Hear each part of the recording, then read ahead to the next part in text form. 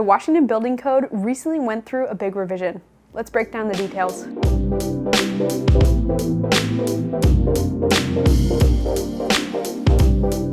Hey, welcome back to the Living in Vancouver and Camas, Washington channel. I'm your host, Hannah Dubyne, and I'm glad you're here today because we're talking about something really interesting, which is the Washington Building Code revisions from this last year.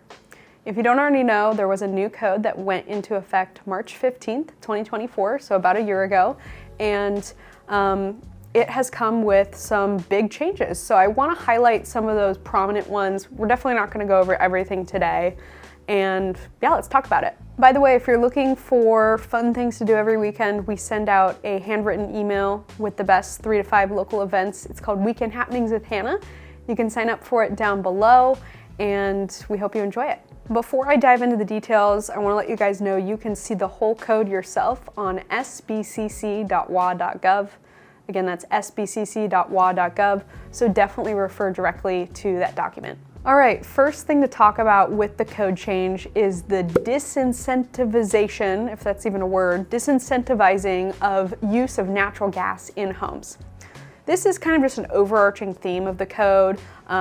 Natural gas in homes has not per se been banned. You can technically still do it, but they're making it really hard.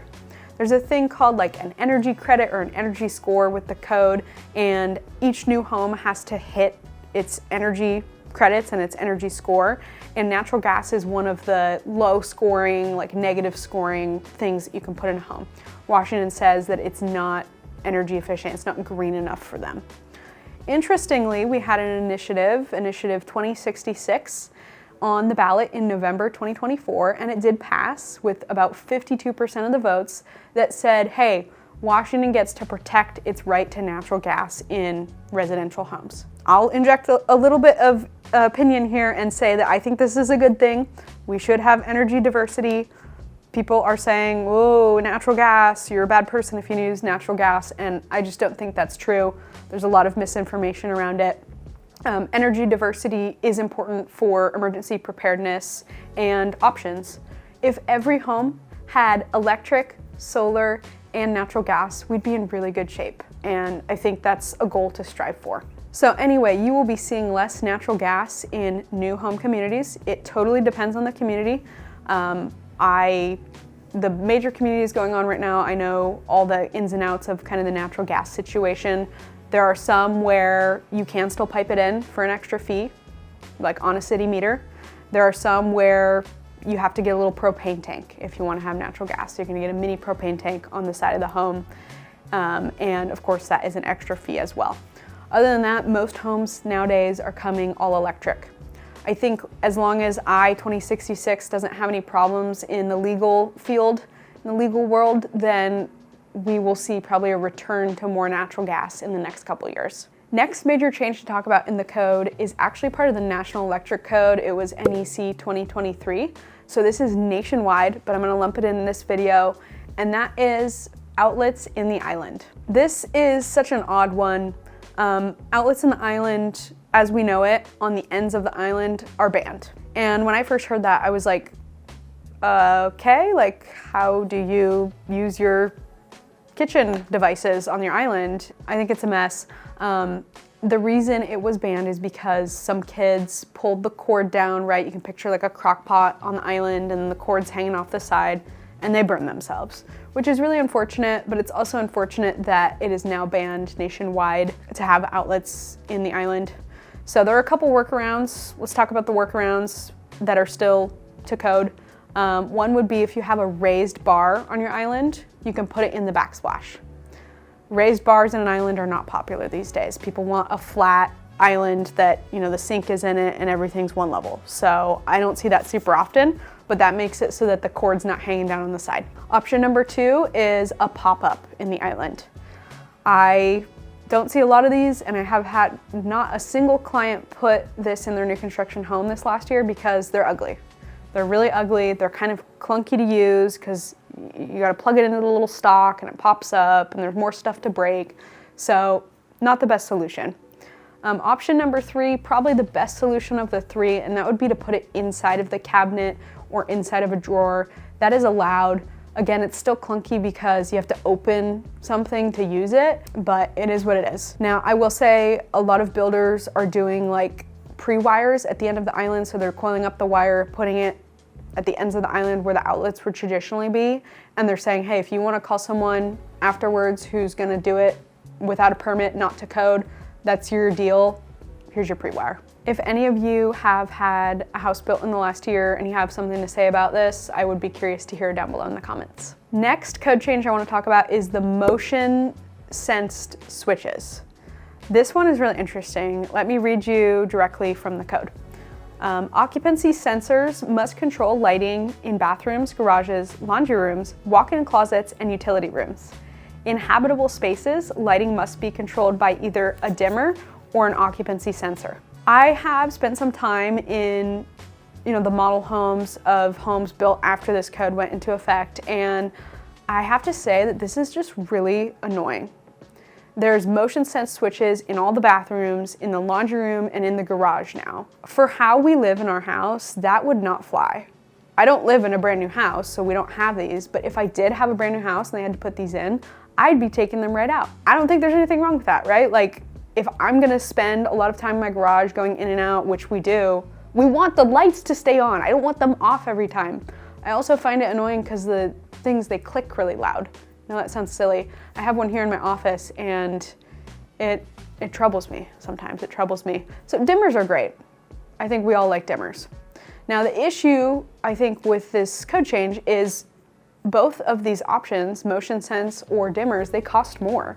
And now builders are gonna have to be putting in, I don't know, 10 to 20 of them, maybe more.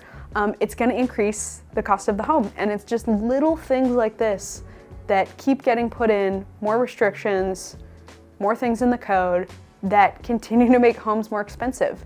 They can't just continue to eat those costs, so it's gonna get passed on to the consumer. I also think there's just probably bigger fish to fry than, a bathroom light being left on or a garage light being left on. We already have LEDs all throughout every home, and they're already super energy efficient, very low cost. And so this to me is just really odd. It's really odd, but I'd be curious to hear about what you guys think. Next code change is that heat pumps are basically mandatory now. If you're not familiar with a heat pump provides both cooling and heating. Even though the name says heat, it does provide cooling, and so it's kind of like an air conditioning unit. It functions in a different way by pulling air out and converting it, and it's more energy efficient. It works in our climate because we, don't have snow on the ground all year long. A heat pump would not work in a place like Minnesota, and I don't think they work quite as well in like super hot areas either, but it works because we're more moderate. I don't really have too much to say opinion-wise here. Heat pumps have been functioning just fine. They are energy efficient. Now, the previous gas furnaces that were pushed by the state prior to this change were also very efficient, so yeah, you're gonna have a heat pump in your brand new home. That's what you need to know there. Another code change that has happened is that pre-wires for electric vehicles are, for all intents and purposes, mandatory now. Let me read you this change. Minimum 40 amp dedicated 240 volt branch circuit that terminates at a receptacle outlet or EV charger near the parking space. So you have to have that pre-wire 40 amp 240 volt near the parking space. It is not required if you don't have a garage. Now, all of our new construction here in Clark County comes with garages pretty much, so this is gonna be in every home. This is kind of cool because, we are getting more folks with electric vehicles, and it just makes it less prohibitive for them to install the charger. You're still gonna have to pay someone to install the charger if you don't do it yourself, but it is, a nice change. This is another thing, though, that adds additional cost to the home. It is not free to have the electrician come in and wire this, and it requires additional materials, so again, it increased the price of the home. On that note, I wanted to say that when this code change went into effect last year, I was talking with people I know in building development, new sales reps, and most of them said our sales price is increasing overnight due to this change, around $15,000 to $20,000. Cool that we have all this extra stuff, but it's not free. It's not free. The last big change I want to talk about today that is relevant to buyers in our marketplace is insulation. Our insulation standards in Washington State have already been very high, and they have gotten even higher. So you're gonna have a very well insulated, energy efficient home. Let's touch on a couple of the main areas. Ceiling insulation is now required to be a minimum of R60, where previously it was required to be R49. So that is a significant increase for ceiling insulation. For the other insulation requirements, I'm actually just gonna put it up here on the screen because a lot of them are really wordy. Some of the areas did not have additional insulation needed.